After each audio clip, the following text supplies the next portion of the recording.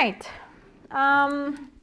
We have, according to the syllabus, a few goals for today, and this is the plan. I have to take my markers off. There we go.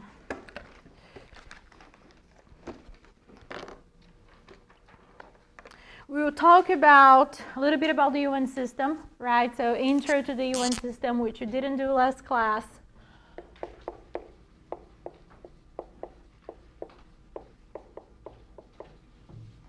We'll talk a little bit about the primary documents, which were the UN Charter, the Universal Declaration of Human Rights, and the Sustainable Development Goals for 20 and 30. Because the Millennium Goals have been achieved. Yay. And then, this is what I want to spend most of the time actually today, which is on position papers. Right, and remember that beginning on when we start the workshop, so beginning on week 4, right, everyone bring your computers to class, because beginning on week 4, we will be sitting together, literally typing and editing, and I'm going to be over your shoulders, seeing what you're doing in writing, and scratching things off, and all of that. So beginning on week 4, bring your computers. Feel free to bring them before if you so desire. You were supposed to read the Delegation Preparation Guide, page 7 to 14. That was assigned for last class.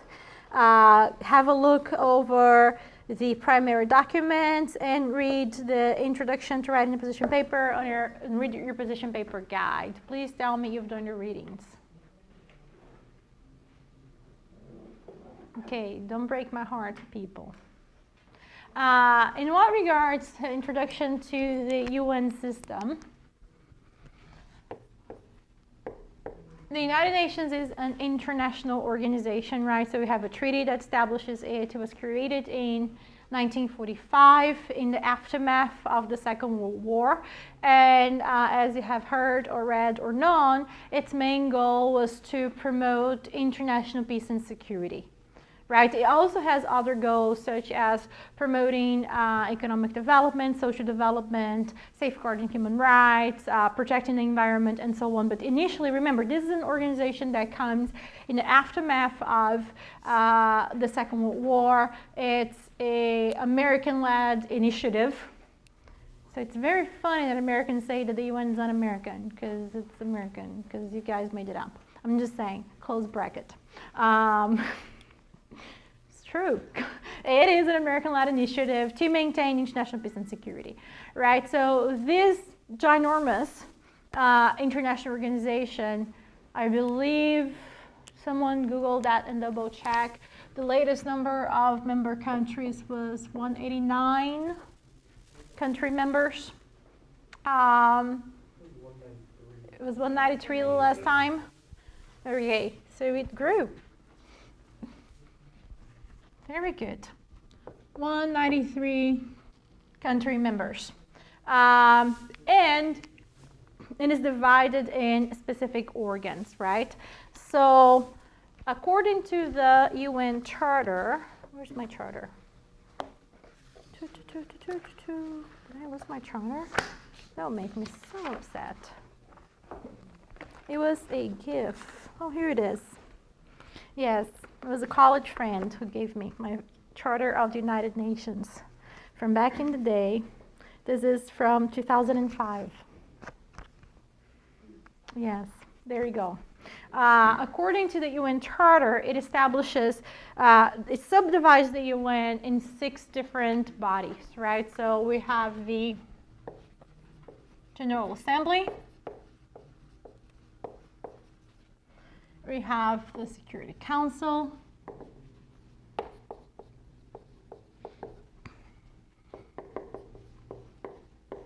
The Economic and Social Council, or ECOSOC. We have the International Court of Justice and the Secretariat, right? So all those bodies are established in the Charter. In what regards, so what is it that those things do? Most of our committees are within the General Assembly. GA1, GA2, GA3, all of you people, your General Assembly committees, right? Remember that. The General Assembly, the system of the General Assembly is one country, one vote, right? So all country members of the UN are then members and participate in this body called the General Assembly. So think about it as an assembly of countries. Or maybe a big Congress, right? So it's a place where representatives of countries go to debate world issues and to deliberate on that. They don't just debate, they offer recommendations, right? So it is one country, one vote. In that sense, it is a very democratic body, right? So all countries, regardless of their GDP per capita, regardless of their, if they have a national religion or not, regardless of their cultural background, religious background, ethnic background, all countries are worth the same in the bodies of the General Assembly. William has a question. Yes. Wouldn't that be very undemocratic since regardless of the population of the country, say Italy has the same say as China does? Here's the thing, no. Why? That's an important question. The UN is a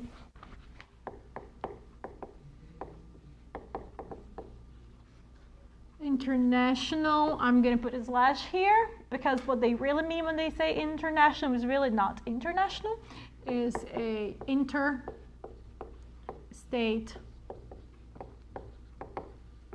organization. The members of the UN are not people. The members of the UN are countries, right? So the UN creates, not all laws, but most laws. The subjects of the UN in that sense are not people, they're countries, right? So the countries are the members, not the people within the countries. Like the states are the members, not the people within the states.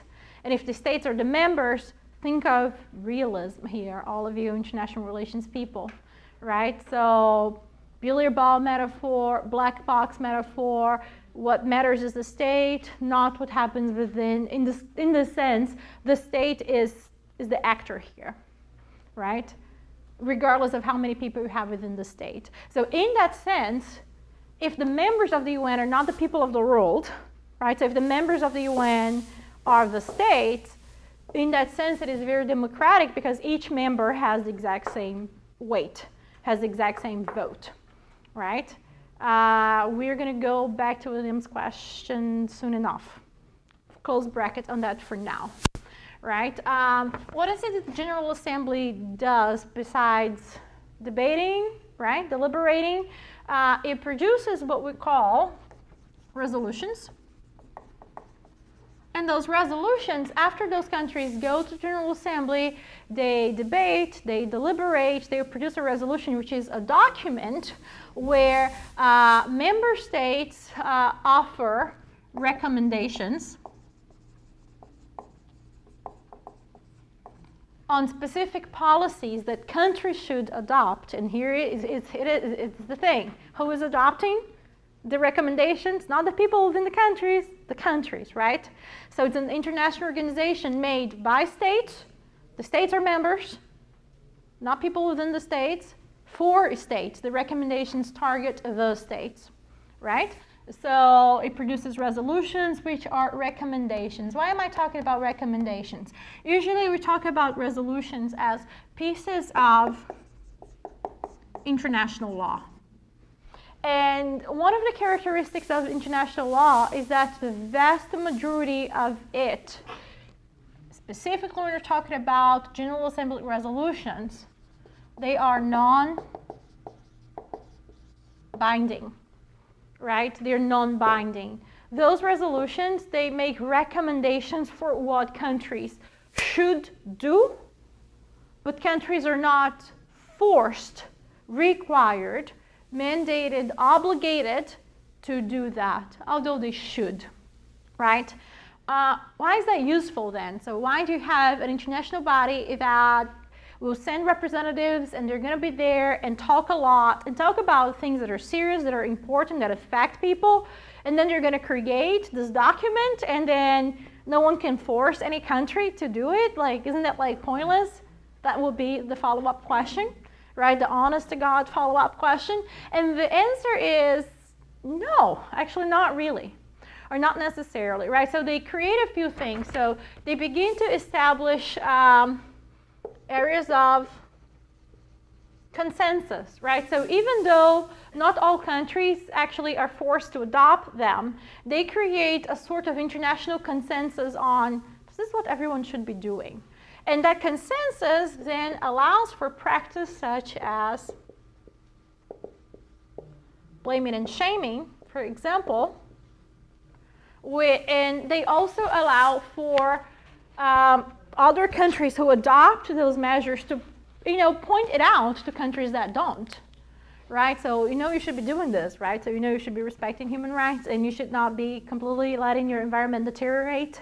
And actually, as a sovereign country, I can do things. Here it is. That's why everyone should take IR. I can do things such as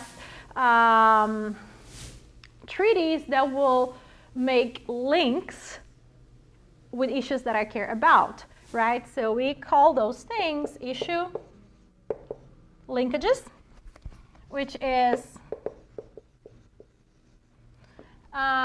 sure, Mexico, we'll trade with you.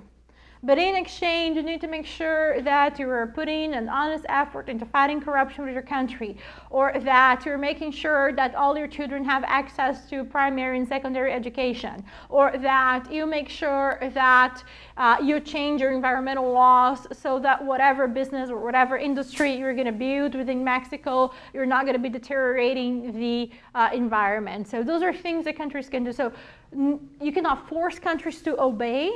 But because there is that moral consensus that is behind a resolution, you can utilize that moral consensus to pressure, to put blame or to put shame in countries that don't obey it.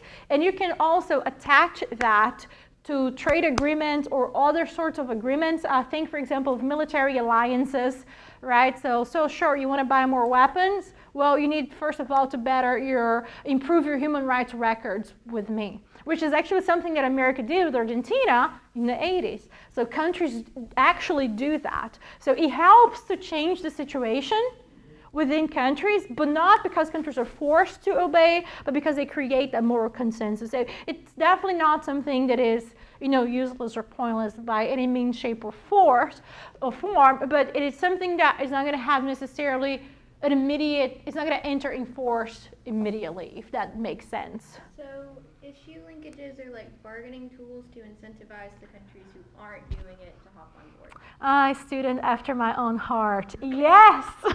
They're bargaining tools to incentivize countries to change their record on some issues, their domestic policies and some things. You link that issue with another issue that you can twist their arm a little bit. Right, so that's why it matters. So all members of the UN are part of the General Assembly. The General Assembly also has observers, right? So the Palestinian Authority is an observer because it doesn't have a state. It's not a member. As an observer, it can talk, so it can make speeches. It can vote on procedural matters, not on substantive matters. Right, so we've got to make a distinction between procedural versus substantive matters. Substantive matters is you're getting to vote the resolution, the content of the thing you're talking about. Procedure is which question we'll talk about first. No, point of order. Let's have an informal session for 20 minutes. Procedural. So, the Palestinian Authority, the Holy See, is also an observer, not a member, so no vote on any substantive matter. And this setup is very different than the Security Council setup. Right? The Security Council is part of the UN. It specifically deals with threats to international peace and security. Specifically, so the Security Council doesn't do economics. The Security Council doesn't do human rights. It doesn't do culture. It doesn't do environment. It deals with threats to international peace and security that's usually understood in really threats to state sovereignties. Over time, that has also changed to threats of genocide, for example, right? So threats to specific human beings that changed over time. But remember, in the beginning, this is an organization formed by states for states, right? So the Security Council has 15 members. Of those 15, 5 of them are permanent and 10 are rotating. The 5 permanent members are the United States, China, Russia, Great Britain, and France, right? And why? Those are the countries that won the war.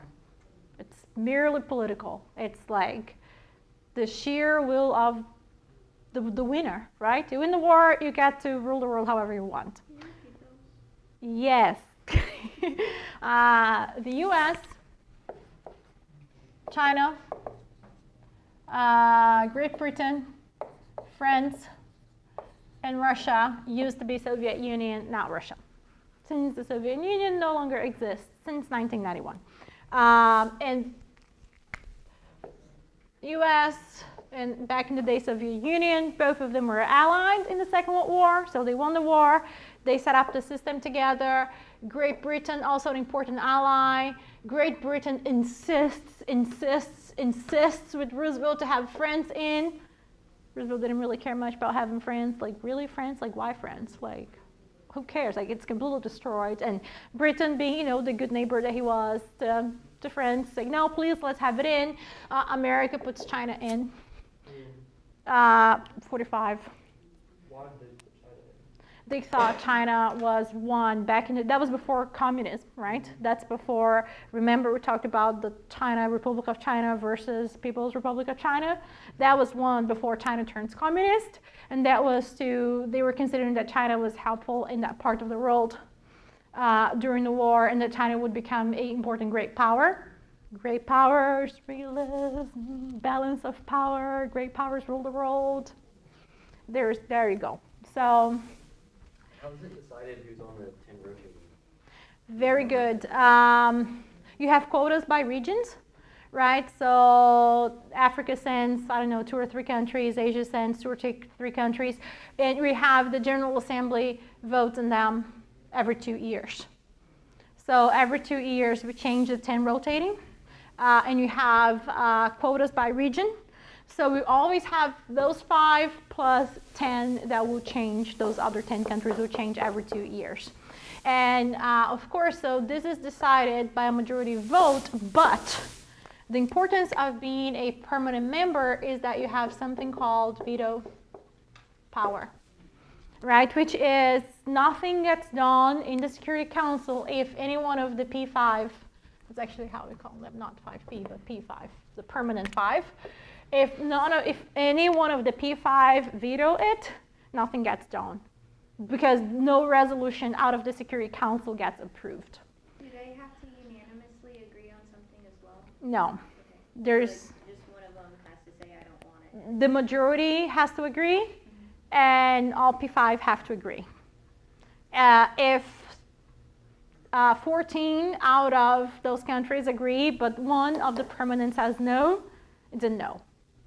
Right? So, interesting enough, you had as many resolutions coming out of the Security Council during the whole Cold War than as you have in the first 3 years after the end of the Cold War.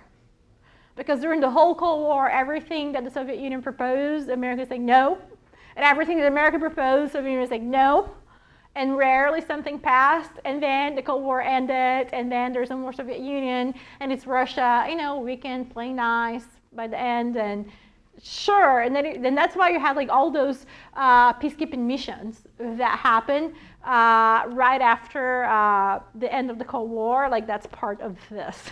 So the political dynamics in the Security Council will matter a lot. So it's important that as going to a model UN trip, you know those things, even though we don't have any one of us in the Security Council, but you still want to know those things and how they matter. The other bodies are the ECOSOC, the Economic and Social Council, the International Court of Justice, and the Secretariat. The Economic and Social Council is the council. It has 54 members. The members are elected by the General Assembly, and every year it changes. Like every year you get 18 new members. It's like the Senate, you know, when you change like a third, and a third, just every couple of years. Just the ECOSOC changes a third and a third and a third every year. And then, so a third goes out and the General Assembly votes for another third to go in. All right, and what the ECOSOC does is that it coordinates with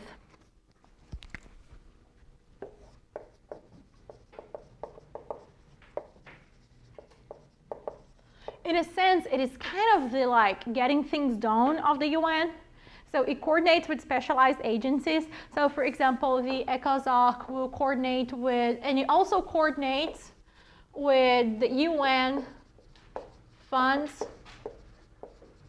and programs, right? So the General Assembly can create funds and programs. So the countries from the General Assembly can say, you want to create a program to help empower young girls across the world.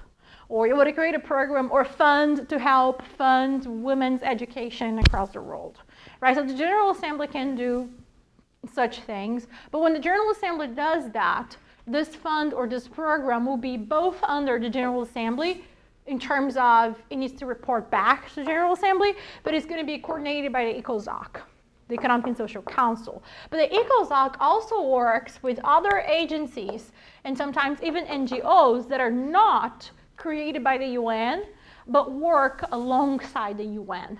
Think, for example, of the World Bank or the IMF, not the UN, right? So those are created separately from the UN. They're both pushed by America, American institutions.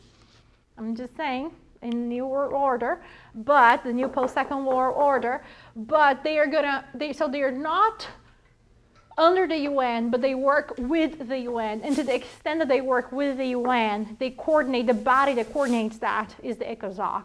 You also have lots of UN programs, like think of UNICEF, all the things that have UN before and then, you know, it continues.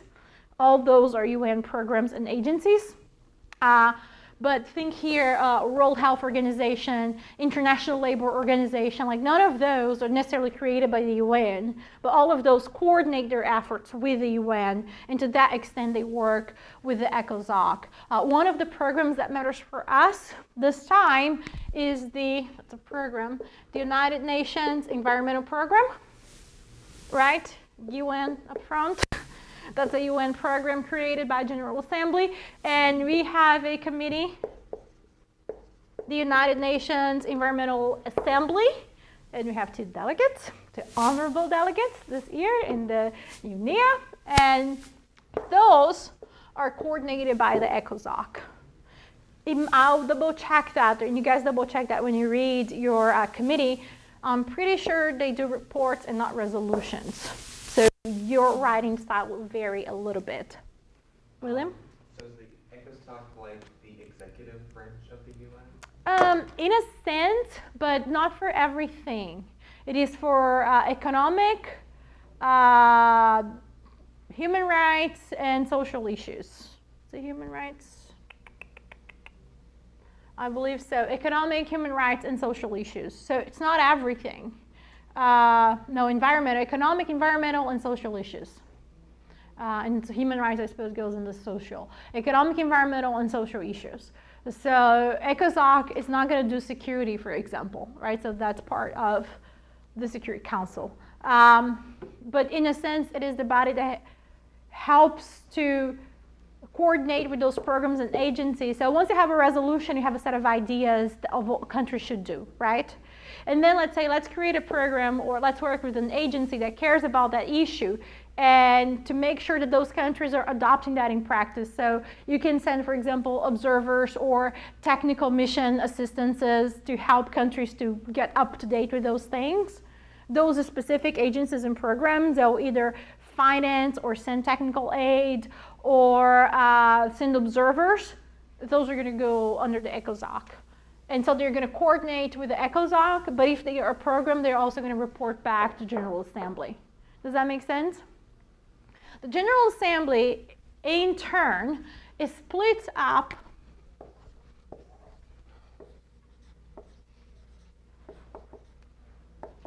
in 6 committees.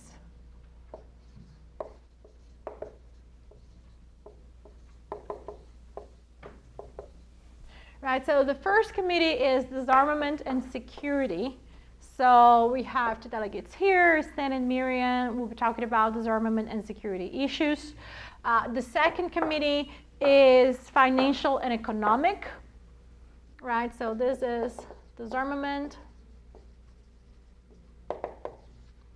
and security. The second committee is financial and economic. The third committee is social, humanitarian, and cultural.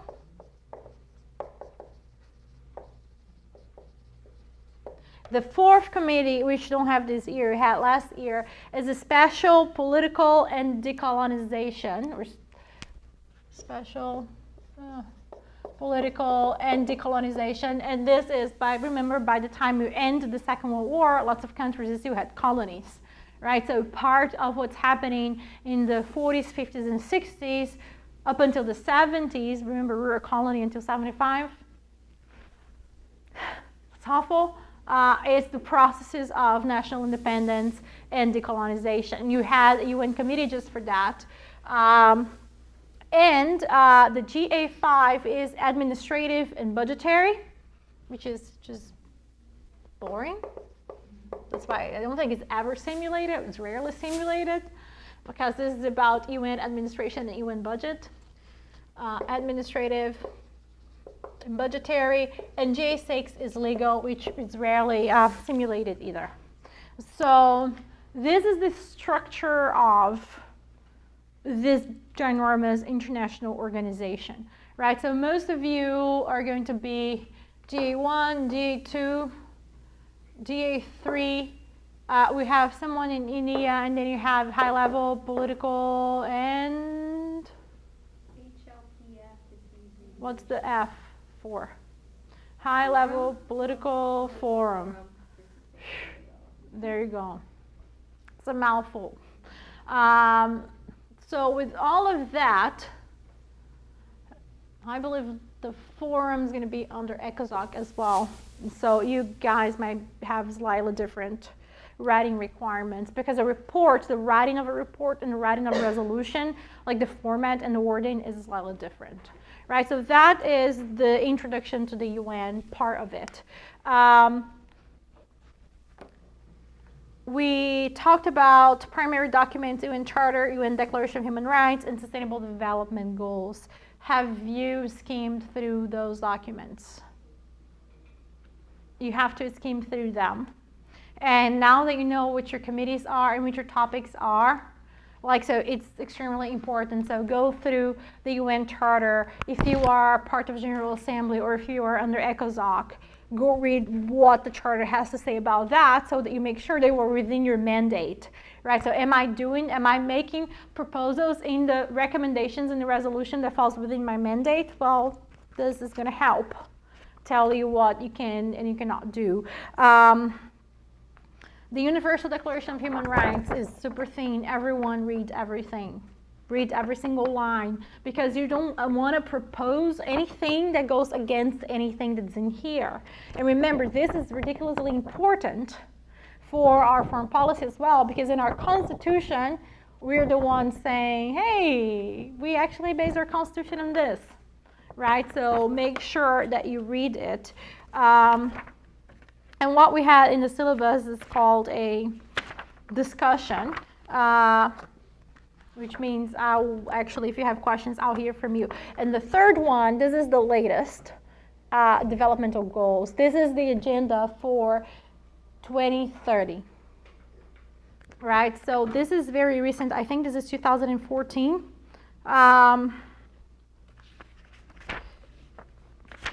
Skim through it because it's 54 pages, I think. But make sure that you read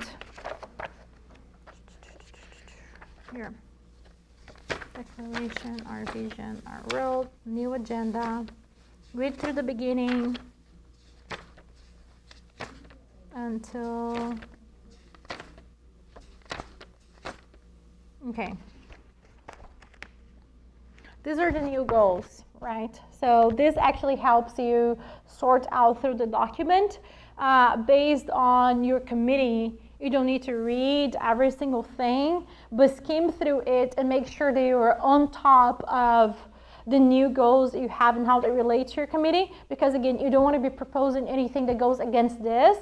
And in fact, more than that, the more that you reference those documents out, the better your position paper is. So it's not only you don't want to go against it, you want to read the charter, you want to read the Universal Declaration of Human Rights, you want to read this. Those are your three required.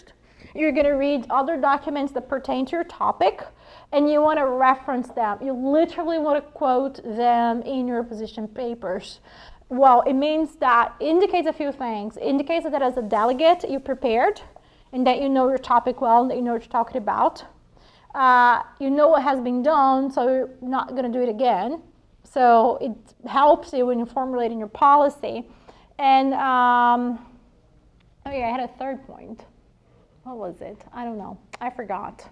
You know what you're talking about. You referenced it. It looks really good when you were there for the chairs and for the dais, right? So to the extent that you want to actually go and that you want people know that you know what you're talking about, it also looks really good. It sends a good signal to other really good delegates, because when you get there, you want to be working with people that you know also put the work into and that actually are going to be good prepared people. So this is, in a sense, it's a signal, right? So it signals to other delegates that this is the type of delegate you are. And so people who also want to get work done are going to look for those things. So this is going to make your life like much better in all ways, shapes, and forms. So we have 17 new goals. Some of those, a lot of those are environmental. Some of those are social. So some of those are developmental. So check up on that, because I'm sure stuff from your topics will overlap. With that being said, and because I really want to focus on the position papers, do we have questions on that?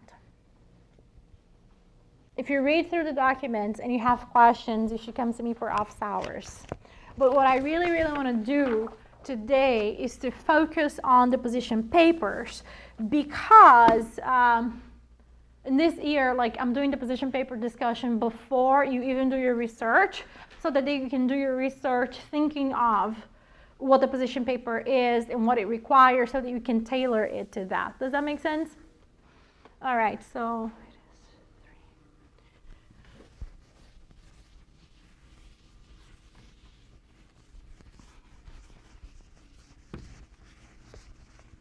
and again, when I read your position papers, I want to see specific references to those three and to other important documents that pertain to your issues.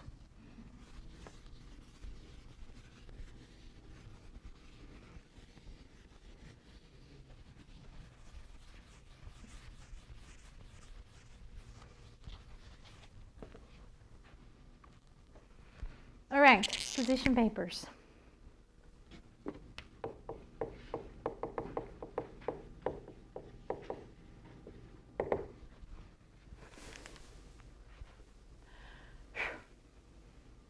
Position papers are the documents in which we state the position of our country regarding the topics that we'll be discussing, right? So every single pair of you, every single one of you has been assigned to a committee, and for each committee, you're going to have 3 topics, right? The position paper will cover all 3 topics in one paper, and it has formatting requirements. Within the requirements are everything has to fit into 2 pages. Everything, all 3 topics are going to fit into 2 pages. That's the thing. And because of that, you are going to use Times New Romans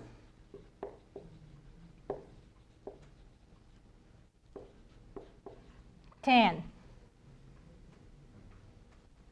It says 10 or 11 or 12. I don't know. It says 10 or 11. I'm saying 10. It's 10. There you go.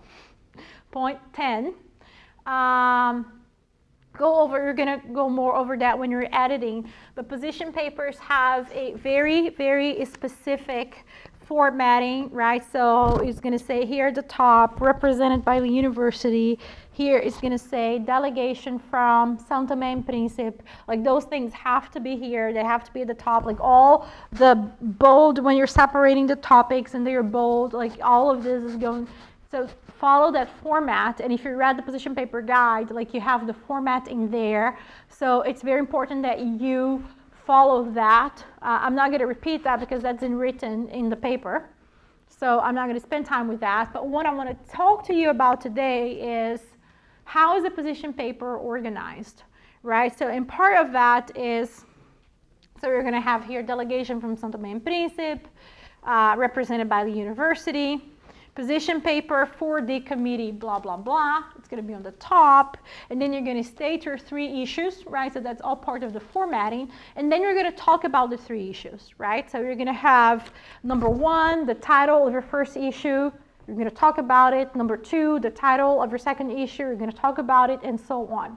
And what I want to focus on is what goes into what I want to talk about it, right? So what are you talking about in your position paper besides the position of my country about this issue? There is a little formula that, as you follow the formula, which I really mean you will follow the formula, your life will be happier. So this is the format of the position paper, and I actually have for you guys, I have examples so that you can like see like what it really looks like, and I'm gonna give those to you. I have a copy for each. I'm gonna tell you what are in the examples. You should keep it. You should use it to be inspired.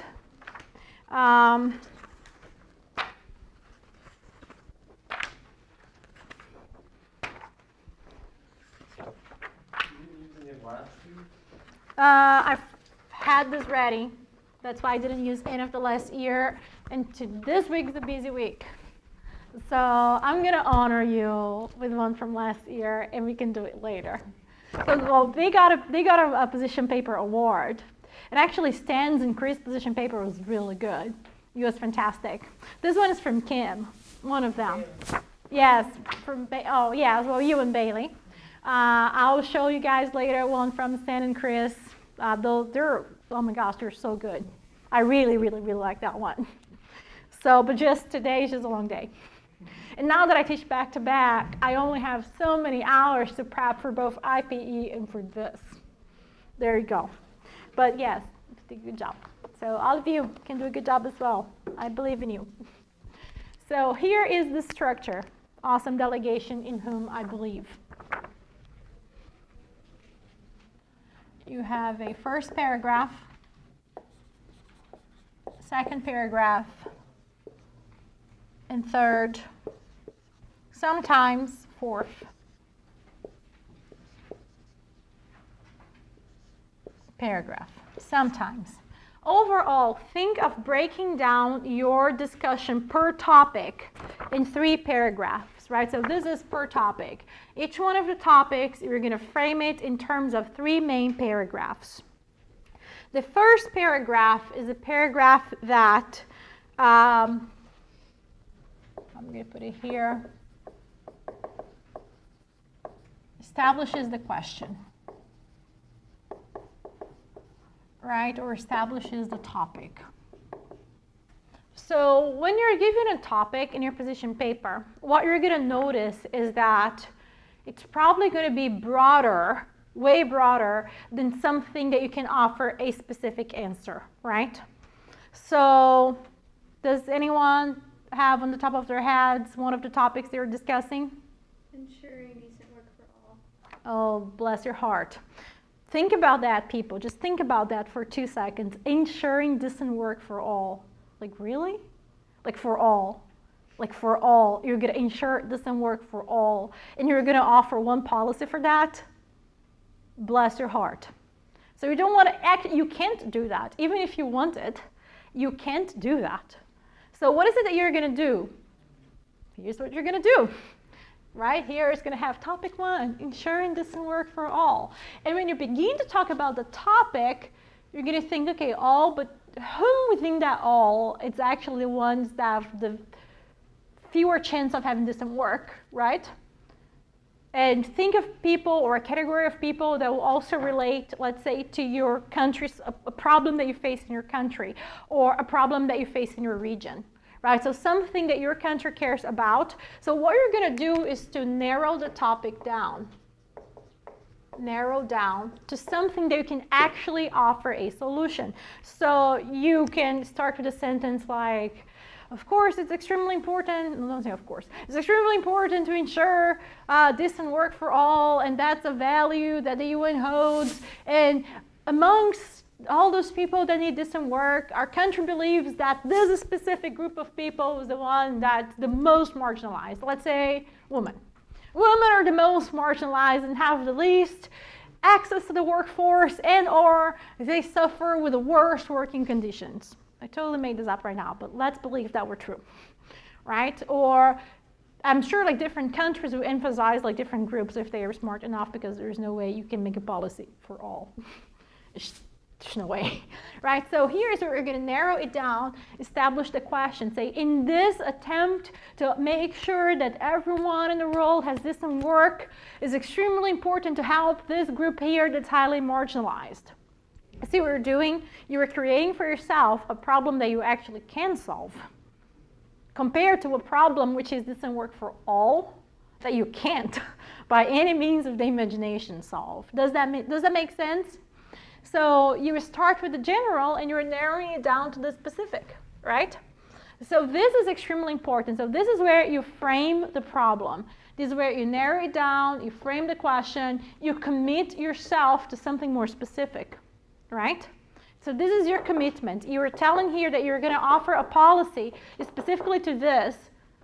Commit to something that you can do. Also, I mean, you want it to be relevant, right? So we don't want to come up with something that doesn't matter at all for anyone. You want it to be relevant, but you also need it to be doable. The second paragraph of the topic that you're going to be discussing is going to review all the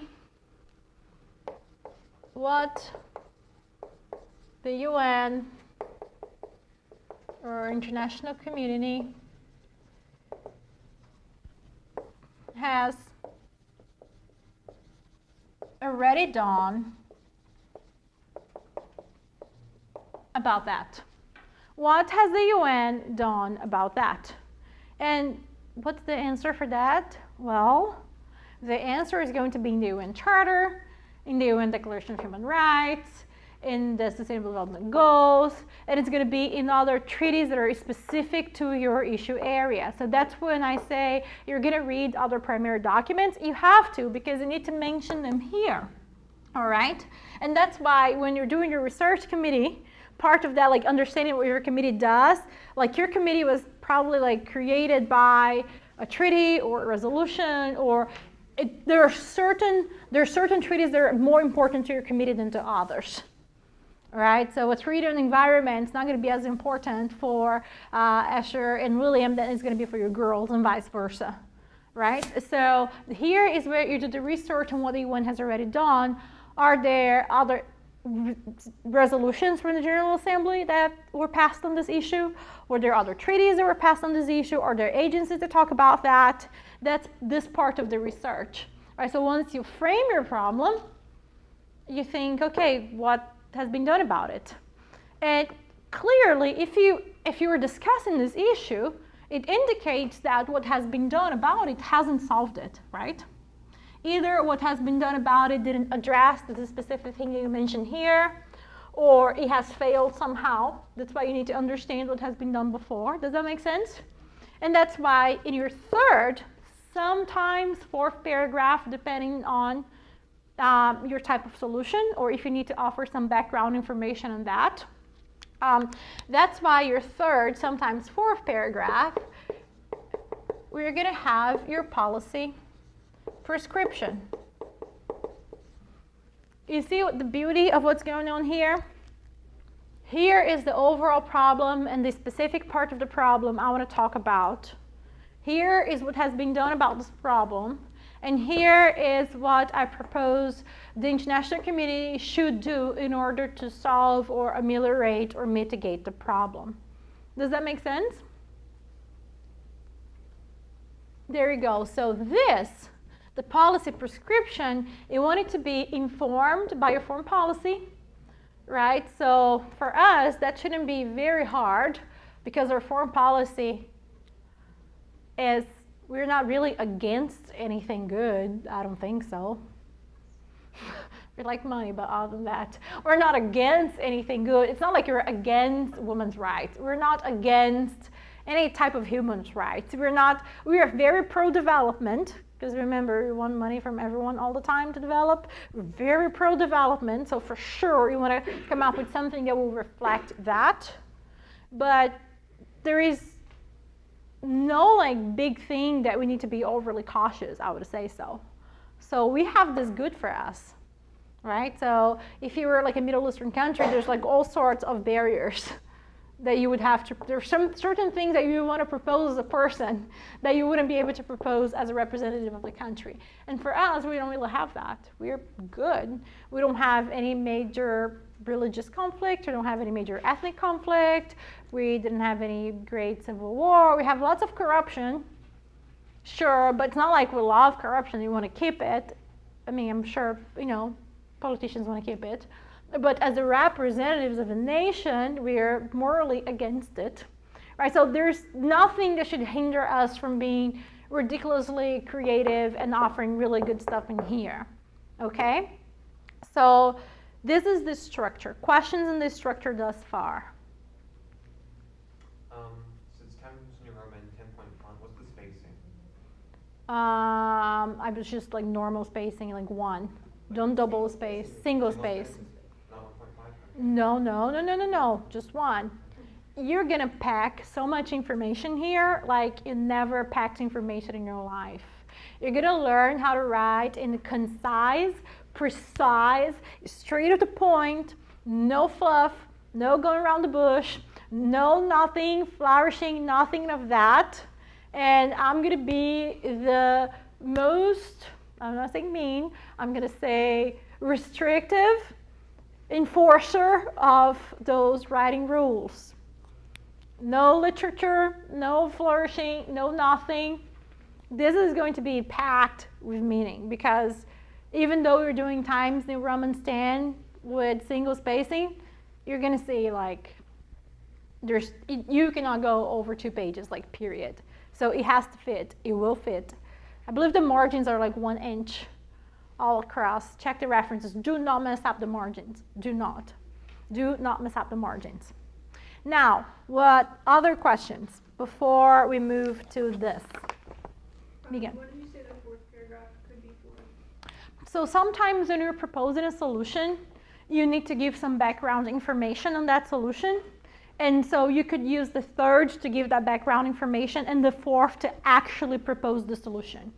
And I believe actually we have an example here. So all of you got this handout. And let me walk you through the handout real quick. In the handout, you have 4 position papers. You have the position paper from a committee called NPT, which is the Non-Proliferation Treaty.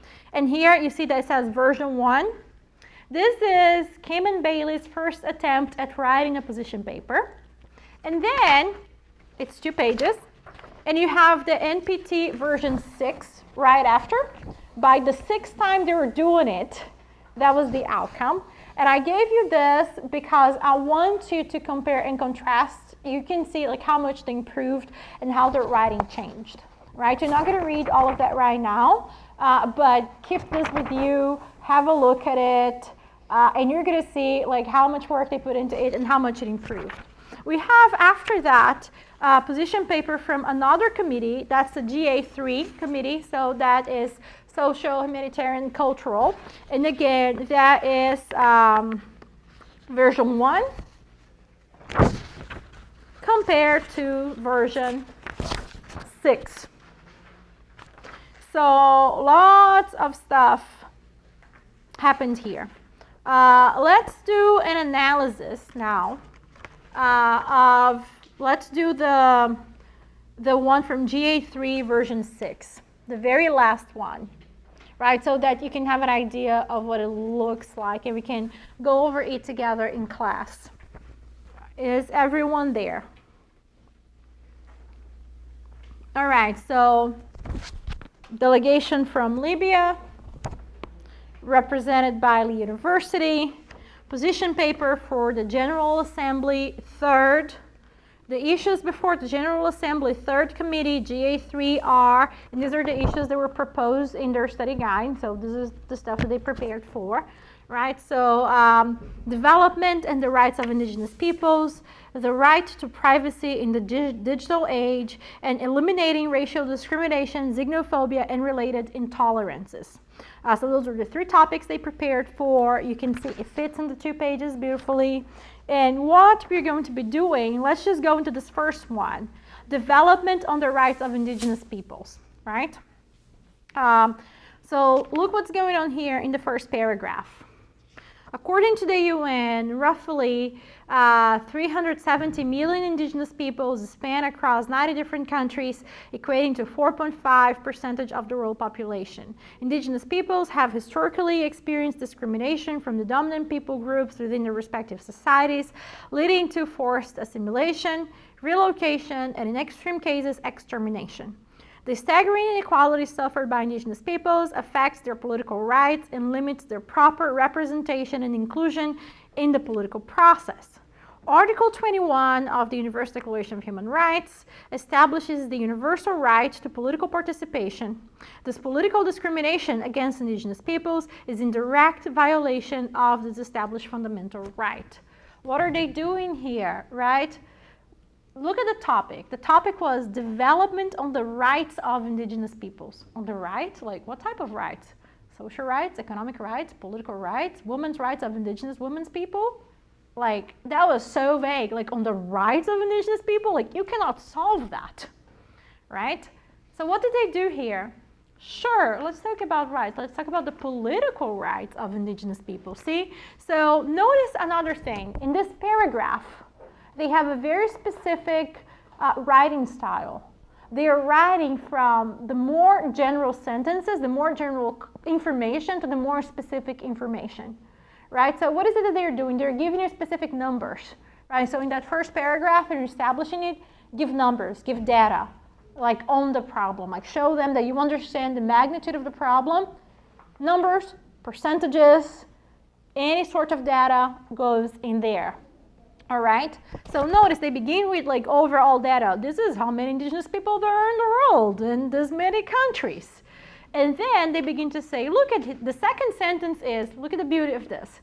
The second sentence is, oh, these people have experienced discrimination and they've been forcibly assimilated, relocation, extermination. You see, it's beginning to narrow down on some of the suffering, some of the problems that those people face. And then the third sentence, they are affected in their political rights. All of this keeps them from political representation. You see what we're doing here? From the very general information to problems that all indigenous people usually suffer to a specific type of problem, which is the one they're going to be talking about, political discrimination. You see the beauty of the movement, the rhetorical movement here? I mean, you should be happy when you read this. It should feel like, butterflies, like inside of you and like hearts everywhere. This is beautiful. And then they go on and say that this is a very important problem, right? That's the fourth sentence. Because look at what they're doing. They're linking it to something from the Universal Declaration of Human Rights and says, the Universal Declaration of Human Rights says this, right? It establishes a universal right to political participation. So if those indigenous people are not having political participation, like that's just wrong.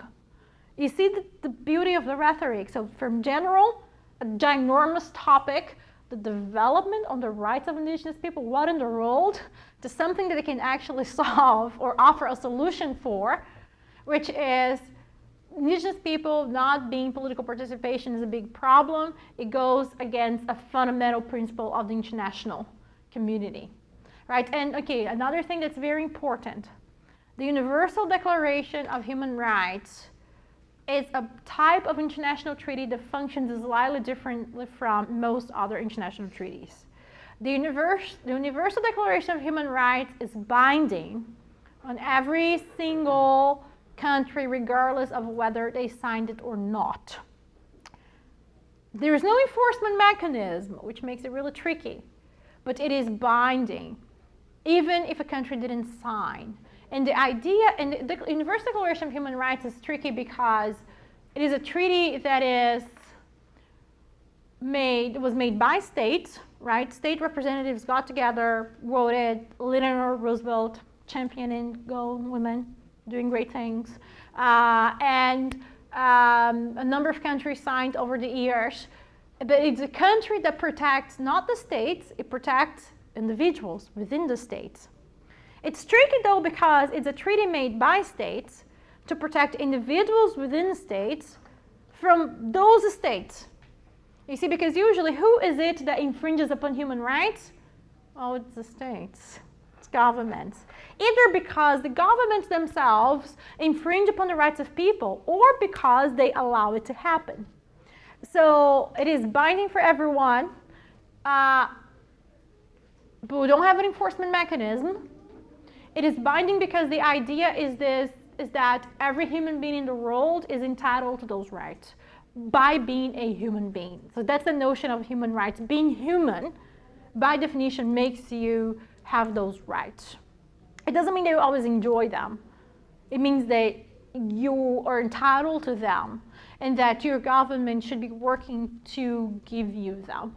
And if your government is not, other governments in the world should be pressuring your government so that you enjoy that, right? So that's distinct in the sense because this is not a document by states for states. It's a document by states for individuals, but the state's in the middle because the state's the one that's supposed to protect, but it's also the one that hurts. You see the predicament, but I just want to mention that about the Universal Declaration. So first paragraph, general to specific, narrowed down the problem beautifully, made sure, demonstrated this problem is relevant. All right, second paragraph. Libya accepts the United Nations modern understanding of what it means to be indigenous, as defined by the Permanent Forum for Indigenous Issues. You see what we're doing here? Naming the documents, naming the treaties, naming the stuff, name it.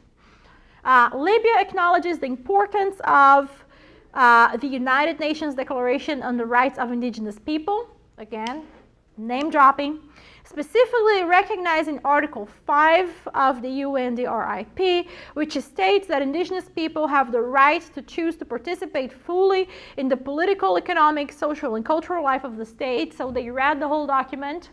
They found a clause that relates to the problem they want to solve, mention it there. So what they're saying, I'm aware of what's going on in this issue. And I'm telling you because I wrote it down. Libya recognizes the actions taken by the United Nations Permanent Forum on Indigenous Issues. This body, created by the Economic and Social Council, is an international forum giving indigenous peoples a place in the international arena where their voices can be heard. Libya also welcomes the implementation and support of, here's a resolution, from the General Assembly, A/res/number. This is the proper way to cite it. We can go over that when you're writing. But there is a proper way of citing a resolution, which establishes the United Nations Fund for Indigenous Populations. What is this paragraph doing? Citing all indigenous things, documents they could find. And some of them is stating how they are relevant, right? So when they say Article 5, and this is what it says, they're saying, look at this, I understand why this matters. And then, third paragraph, As a role directory of minorities and indigenous peoples' states, anywhere from 5 to 10% of the Libya's population is comprised of indigenous people. Libya has provided mechanisms for indigenous populations to be active participants in the political process, implementing legislation that strengthens and recognizes their unique cultures. Libya has included indigenous people within its constitutional drafting committee, reserving 10% of the committee seats for them. The seats have given indigenous people a crucial role in the framing of the Libyan constitution and direct involvement in shaping future policy. Along with Libya, other member states have made great strides towards including indigenous peoples in the political process. Around 10% of Romania's population is composed of indigenous and ethnic minorities. The Romanian legislature reserves 1 seat per ethnic group not already represented through the general elections. Since this policy's implementation, the number of ethnic minority groups involved in the Romanian political process increased by 7 from 1910 to 2000. Remember when I said like 3 and 4 paragraphs? So here, what is it that they're doing? In this specific issue, their policy is to encourage other countries in the world to reserve seats for indigenous people. So what they're saying is, we know this already exists. This is a policy that, in fact, we do, and it worked well for us. We know that a few other countries do, and it worked well for them. So this is that background information. And then in the fourth paragraph, that's what they say, Libya calls all member states to establish reserved seats for indigenous populations within their respective legislatures. The establishment of reserved seats for indigenous peoples will guarantee their involvement within the policymaking process if they so choose, and allow them to voice their positions within their respective governmental bodies, ultimately strengthening their fundamental political rights. That's the policy. Encourage everyone to have reserved seats for indigenous people, right? So in this specific case, they gave a background and context in the sense of, you're ready to do this, look at us, we're doing well in this area, and everyone else should follow us. So that's an instance in which you have a third and fourth paragraph. But not always you're going to have that. So lots of times you're going to just jump from your second to your policy paragraph. In which you propose a solution, explain the solution, right? So in terms, you have here a good number of examples of what solutions will look like. We are 5 minutes away, so let's read something else. The very first, the position paper from the NPT version 6.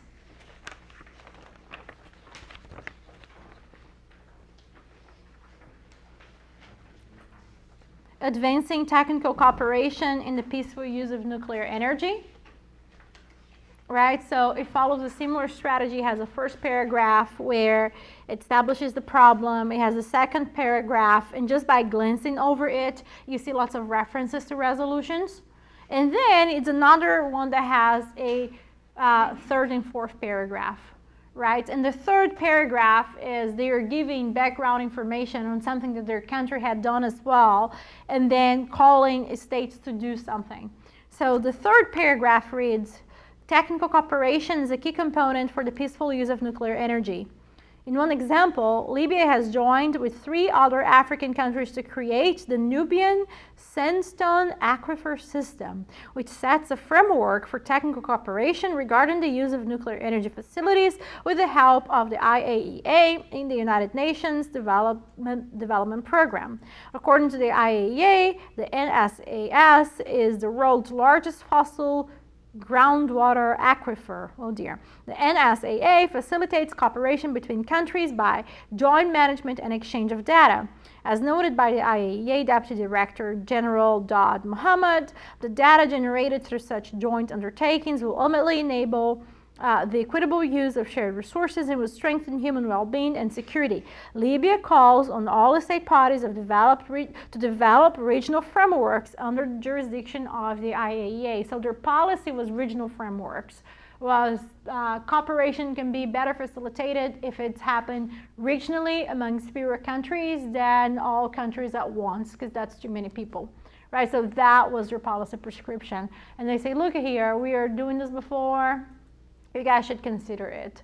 But even if they were not doing this before, I mean, they could still have proposed that, right? So cooperation, lots of groups, smaller groups, and those groups cooperating with fewer people, which makes it more efficient. That was the proposal. So this is, just so you have an idea, take it home. I actually strongly encourage you, just for the fun of it, read version 1 and then read version 6 so that you can see how it improved over time. Now you know what a position paper looks like. So when you're researching your committee, when you're researching your topic, when you're researching the documents, you know the things you should be looking for. Questions? I want your monies, for all of you who owe me money.